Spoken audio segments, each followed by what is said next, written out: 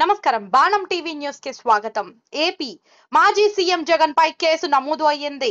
గుంటూరు జైల్లో కస్టడీలో ఉన్నప్పుడు తనపై హత్యాయత్నం జరిగిందని ఎమ్మెల్యే రఘురామకృష్ణరాజు ఇచ్చి ఫిర్యాదు మేరకు పోలీసులు కేసు నమోదు చేశారు. ఎఫ్ఐఆర్ లో A3 గా జగన్ పేరు చేర్చారు పోలీసులు.